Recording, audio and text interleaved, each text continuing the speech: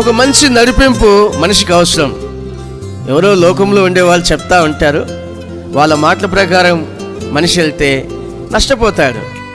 దైవ సేవకుడు దేవుని దగ్గర ఉన్న ఆ మాటలను తీసుకొచ్చి చెప్తాడు, పరిశుద్ధ లేఖనాల్లో ఉన్న మాటల ప్రకారం నడిపిస్తాడు.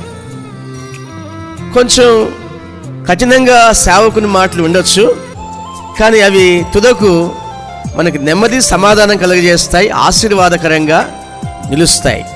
అలాగే జాషువా నడిపించిన నడిపింపులోన కొంచెం కఠినత్వం ఉన్నప్పటికీ తుదకు వారి జీవితాల్లో ఆశీర్వాదం పొందారు. దేవుడిచ్చిన వాగ్దానం చొప్పున వారు పొందుకున్నారు. కట్టని ఇండ్లలోకి చేరారు. వేయని తోటలు వారు తీసుకున్నారు, స్వాధీనపరుచుకున్నారు. శత్రు సైన్యాలను జయించారు. వారి జీవితంలో ఆశీర్వాదం వచ్చేసింది. వారి పిల్లల జీవితాల్లో నెమ్మది కలిగింది.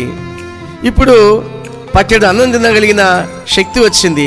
కంటిని నిద్రపోయే ఆ యొక్క విశ్రాంతి కూడా వారికి కలిగింది.